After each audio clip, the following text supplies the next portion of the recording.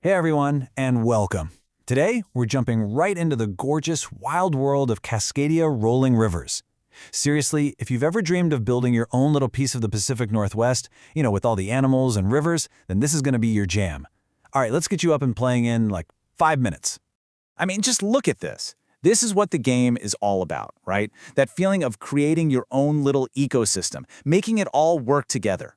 You're going to be rolling dice and boom, you get some bears, maybe some salmon, a few hawks, and you'll literally watch your world come to life right there on the page. So let's get into it. Welcome to Cascadia. At its core, this is what we call a roll and write game. And what that really means is everyone rolls some dice together, and then you all make your own choices based on that roll. You're each building your own map, your own little world. It's this awesome puzzle where nobody's waiting around. We're all playing at the same time. All right, let's talk about your goal and get you set up. It's super simple, I promise. Let's get you ready for that first game. Okay, so what are you trying to do? Easy. Score the most points, and you do that by making smart choices to fill up your personal map, which is called your environment sheet, with all the right animals and habitats. And this right here, this is the goal. You start with a pretty blank map, and by the end, you've turned it into this amazing point-scoring world. It takes 20 rounds to get there, and trust me, seeing it all filled in is just so satisfying. All right, let's talk about your personal gear. Everybody gets an environment sheet. Think of it as your map. You also get a tally sheet, which is basically your inventory for animals. Then there's a super helpful player aid card, and of course, your 2 very own personal dice. And then in the middle of the table, we've got the shared stuff. There are 4 central dice that we'll all use. There's a deck of 20 habitat cards. These tell you what you can build. And you've got 4 special completion cards that switch up the bonuses every time you play. Okay, so how does a round actually work? The great thing is, this game has a really simple, catchy rhythm. Once you get the loop of 1 round down, you basically know how to play the whole game. Every single round boils down to just 3 easy steps. You ready? 1, you roll dice. 2, you collect wildlife. And 3, you complete a habitat. That's it. Roll, collect, complete. Let's go through each one real quick. So, step 1 is simple. Roll the dice. Everybody grabs their 2 personal dice, and one person rolls the 4 central dice for the group. All those dice you see, that's the pool of animals available to everyone this round. All right, now we're at the real heart of the game, the art of collecting. This is where all the juicy decisions happen. You've got this big pile of dice results, and now you've got to choose the right animals for your ecosystem. So the basic rule couldn't be simpler. You pick one type of animal. Let's say you pick bears. You get to take every single die that shows a bear face, not just from your roll, but from the central pool too, all of them. But what happens when the dice just don't cooperate, right? You desperately need salmon, and there are 0 salmon on the table. Well, this is where the game gets really clever. You actually have ways to, bend the rules a little.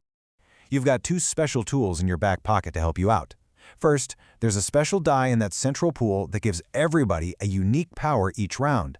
And second, you've got these things called nature tokens. Think of them like a currency you can spend to do some really cool stuff. And this is how you turn a bad roll into a great one. You can spend your nature tokens to do these awesome dice actions. For just 1 token, you can down-convert a bunch of dice to the animal below it on the chart. For 2 tokens, you can up-convert them. And for the big play, 3 tokens, you can grab 2 different types of animals at once. This is the absolute game changer for getting what you need. So after you've collected your animals, either the normal way or with a cool action, you just update your tally sheet. It's easy. Just cross out the old number and write in your new total. That's it. Okay, so you've got your animals. Now for the payoff. The final step of the round. Building your world. This is where you spend those animals to actually put stuff on your map. Here's how you complete a habitat card. First, you pay the animal costs by marking it off your tally sheet. Then, you get to draw that habitat right onto your map. And this is the best part, you instantly claim any bonuses you might have just unlocked. Instant gratification. And this is where the real puzzle kicks in. See, it's not just about getting habitats on the board, it's about where you put them. When you complete a full row or a column, that's when you unlock these amazing bonuses, like free nature tokens, extra animals. It can create these awesome chain reactions. So you're going to do this whole loop for 20 rounds, just building up your little corner of the world. But how does it all wrap up? And more importantly, how do you win? Well, the game has a very clear endpoint.